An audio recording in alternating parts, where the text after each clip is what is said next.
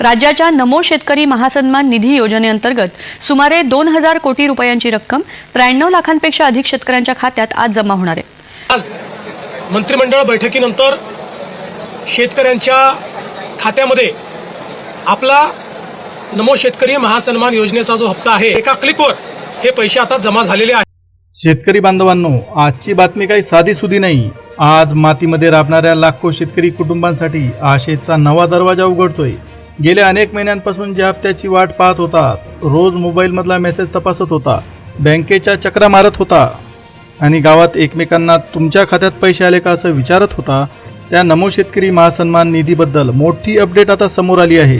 हो शेतकरी बांधवांनो, नमो शेतकरी योजनेचा रखडलेला 9वा हप्ता आणि 10वा हप्ता एकत्रितपणे पात्र लाभार्थ्यांच्या खात्यात पाठवण्याची प्रक्रिया सुरू होत आहे। 9व्या हप्त्याचे 2000 रुपये आणि 10व्या हप्त्याचे 2000 रुपये असे एकूण 4000 रुपये पात्र शेतकऱ्यांच्या बँक खात्यात डीबीटीच्या माध्यमातून वर्ग केले जाणार आहेत। पण थांबा, थोडं लक्ष द्या, फक्त 4000 रुपये येणार एवढं ऐकून व्हिडिओ बंद करू नका, कारण पुढे कोण पात्र ठरणार, कोणाचा हप्ता अडकू शकतो, पहिल्या टप्प्यात कोणते जिल्हे निवडले गेले आहेत आणि कोणत्या बँकांमध्ये निधी पाठवला जाणार आहे हे सगळं स्पष्ट होणार आहे। पेरणीची वेळ जवळ आलेली आहे, कुठे बियाण्यांचे पैसे बाकी आहेत, खतांची उधारी वाढलेली आहे, कुठे ट्रॅक्टरवाल्याचा हिशोब थकलेला आहे, तर कुठे मुलांच्या शिक्षणाचा खर्च डोक्यावर आहे। अशा वेळी खात्यात पडणारे 4000 रुपये संपूर्ण संकट दूर करणार नाहीत, पण अडचणीत उभ्या शेतकरी कुटुंबाला थोडासा आर्थिक आधार नक्कीच देणार। आता हा निधी थेट लाभ हस्तांतरण म्हणजे डीबीटीच्या माध्यमातून जमा होणार।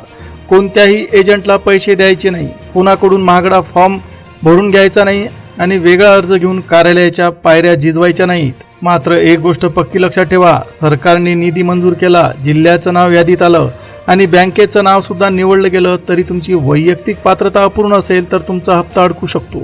सगळ्यात पहिली अट म्हणजे KYC। ज्या लाभार्थ्यांनी नमो शेतकरी आणि किंवा PM किसान योजनेची KYC पूर्ण केलेली नाही त्यांच्या खात्यात पैसे लगेच दिसण्याची शक्यता कमी आहे। मागचा हप्ता आला होता त्यामुळे पुढचा हप्ता आपोआप येईल असा समज करून बसू नका। लाभार्थ्यांची माहिती पुन्हा तपासली जात आहे।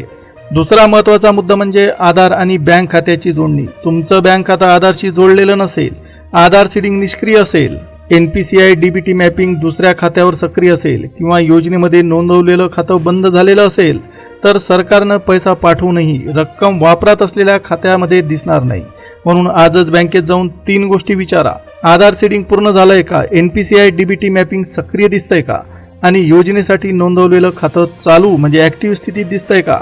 ही 3 कामं व्यवस्थितपणे पूर्ण झाली तर व्यवहार अडकण्याची शक्यता मोठ्या प्रमाणात कमी होणार। आता पुढची अट उत्पन्न आणि अपात्रतेच्या निकषांसोबत संबंधित आहे। शासनाने ठरवलेल्या मर्यादेपेक्षा जास्त उत्पन्न असलेले, आयकर भरणारे किंवा अपात्र श्रेणीत येणारे लाभार्थी तात्पुरते रोखले जाऊ शकतात। योजनेचा लाभ फक्त गरजू आणि अल्पभूधारक शेतकरी कुटुंबांपर्यंत पोहोचवण्यावर भर दिला जात आहे। आता सगळ्यात महत्त्वाचा मुद्दा म्हणजे अंतिम पात्र लाभार्थी यादी। तुमचं नाव पात्र यादीमध्ये नसेल तर जिल्हा निवडला गेला तरी सुद्धा पैसे जमा होणार नाही। नाव पात्र यादीत असेल, KYC पूर्ण असेल, आधार बँक जोडणी सक्रिय असेल आणि नोंद अचूक असतील तर 4000 रुपयांचा मार्ग मोकळा होणार। आता वेळ आली आहे पहिल्या टप्प्यातील बदललेल्या 15 जिल्ह्यांची यादी ऐकण्याची। तुमच्या जिल्ह्याचं नाव आलं तर लगेच गावातील इतर शेतकऱ्यांना सुद्धा ही माहिती सांगा। पहिल्या टप्प्यात नाशिक आणि पुणे या जिल्ह्यांमधील पात्र शेतकऱ्यांच्या खात्यात निधी पाठवण्याची प्रक्रिया सुरू होणार आहे। कांदा, द्राक्ष, ऊस, भाजीपाला आणि धान्य पिकांच्या वाढत्या खर्चामुळे या भागातील शेतकरी आधीच आर्थिक तणावाखाली सापडले आहेत। यानंतर आहे सातारा आणि सांगली जिल्हा। आता या 2 जिल्ह्यांचा समावेश सुद्धा करण्यात आला। ऊस, द्राक्ष आणि इतर बागायती पिकांवर खर्च करणाऱ्या शेतकऱ्यांसाठी 4000 रुपयांचा निधी गरजेच्या वेळी नक्कीच उपयोगी पडणार आहे। आता पुढच्या क्रमांकावर आहेत सोलापूर आणि जळगाव जिल्हे। आता सोलापूरमधील पाण्याची कमतरता आणि जळगावमधील केळी आणि कापूस उत्पादकांचा वाढता खर्च पाहता हा निधी थोडासा दिलासा देणार। त्यानंतर आहे धुळे आणि नंदुरबार जिल्ह्यांमधील पात्र लाभार्थ्यांना निधी पाठवला जाणार। लहान, सीमांत आणि आदिवासी शेतकरी कुटुंबांसाठी प्रत्येक रुपया महत्त्वाचा ठरेल। पुढचे जिल्हे आहेत अकोला आणि वाशिम। आता या जिल्ह्यांमध्ये राहणाऱ्या आणि कापूस, सोयाबीन आणि तुरीचं पीक घेणाऱ्या शेतकऱ्यांसाठी अतिशय आनंदाची बातमी आली। बियाणं, खतं आणि फवारणीवर मोठा खर्च करणाऱ्या शेतकऱ्यांना हा हप्ता पेरणीच्या काळात नक्कीच त्यांच्या आर्थिक स्थितीला हातभार लावणार आहे। यानंतर वर्धा आणि नागपूर जिल्ह्यांचा समावेश पहिल्या यादीमध्ये करण्यात आला आहे। कापूस, संत्रा, भाजीपाला आणि धान्य उत्पादक शेतकऱ्यांच्या खात्यात सुद्धा व्यवहार टप्प्याटप्प्याने दिसू लागतील. पुढचे 2 जिल्हे आहेत भंडारा आणि चंद्रपूर. आता या 2 जिल्ह्यांमध्ये राहणाऱ्या भात शेतीचा खर्च, हवामानातील बदल आणि वन्य प्राण्यांमुळे होणारं नुकसान सहन करणाऱ्या शेतकऱ्यांसाठी हा निधी छोटासा आधार नक्कीच ठरेल. आता पहिल्या टप्प्यातील शेवटचा जिल्हा आहे गडचिरोली जिल्हा. गडचिरोली दुर्गम गाव, लांबवरच्या बँक शाखा आणि कमकुवत नेटवर्कच्या अडचणी असूनही पात्र लाभार्थ्यांपर्यंत डीबीटीच्या माध्यमातून निधी पोहोचवण्याची प्रक्रिया राबवली जाणार आहे. आता अशा प्रकारे पहिल्या टप्प्यात नाशिक, पुणे, सातारा, सांगली, सोलापूर, जळगाव, धुळे, नंदुरबार, अकोला, वाशिम, वर्धा, नागपूर, भंडारा, चंद्रपूर आणि गडचिरोली या 15 जिल्ह्यांचा समावेश करण्यात आला आहे. पण इथे एक गोष्ट तुम्ही लक्षात घ्या, जिल्ह्यांचं नाव यादीत आलं म्हणजे त्या जिल्ह्यातील प्रत्येक व्यक्तीला पैसे मिळणार असा अर्थ अजिबात काढू नका.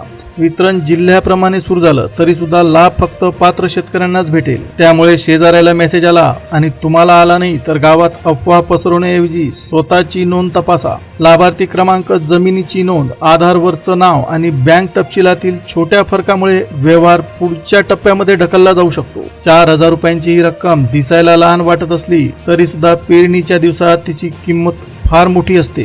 बियाण्यांची 1 पिशवी, 2 खतांची पोती, औषध फवारणीचा खर्च किंवा मजुरांची काही दिवसांची देणी या पैशातून भागवू शकता. म्हणून हा हप्ता केवळ सरकारी आकडा नसून अनेक घरांसाठी अडकलेल्या कामांना गती देणारा मोठा हात ठरणार आहे. तुमच्या जिल्ह्याचं नाव यादीत नसेल तर निराश होऊ नका. वितरणाची प्रक्रिया पहिल्या टप्प्यात थांबणार नाही.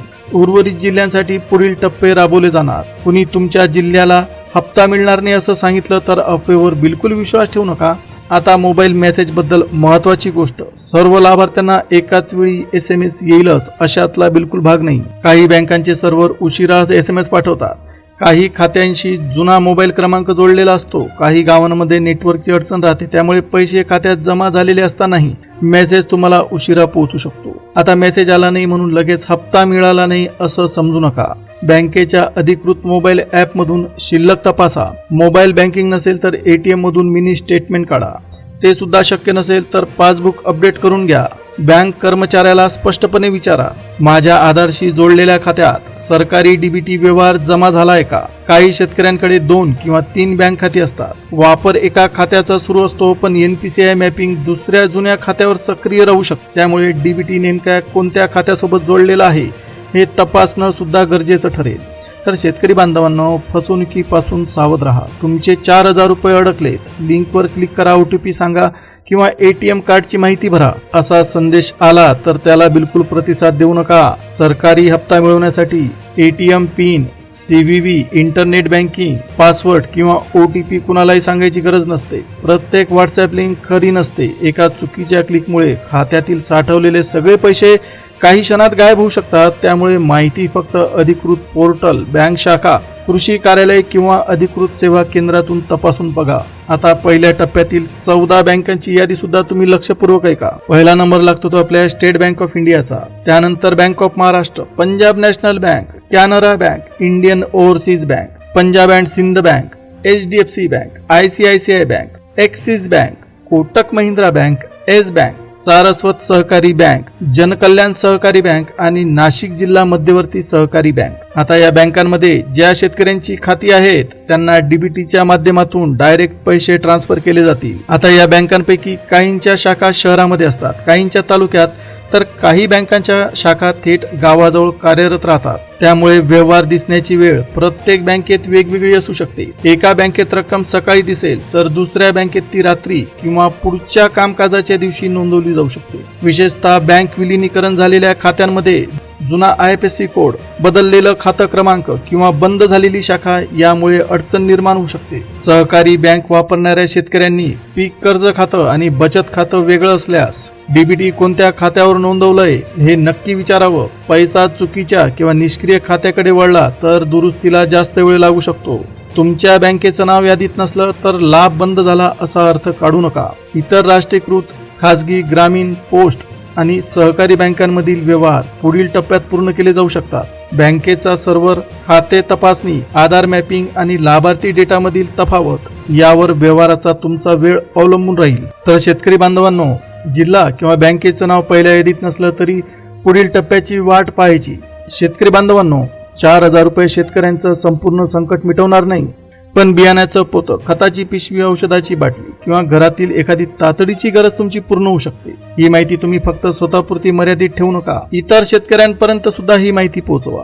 कुणाची ई-केवायसी अपूर्ण असेल तर त्याला मदत करा. कुणाचं आधार बँक मॅपिंग अडकलेलं असेल तर त्याला शाखेत जायला सांगा, कारण तुमचा एक फोन, एक मेसेज किंवा एक शेअर एखाद्या शेतकऱ्याचा अडकलेला हप्ता वाचवू शकतो. आता पुढील टप्प्यातील जिल्हे आणि बँकांची नवीन माहिती मिळवण्यासाठी चॅनलला पटकन सबस्क्राईब करा, व्हिडिओला लाईक करा आणि महाराष्ट्रातील प्रत्येक शेतकरी कुटुंबापर्यंत ही माहिती शेअर करा. आता आपण पुन्हा भेटूया एका नवीन अपडेटसह, नवीन माहितीसह.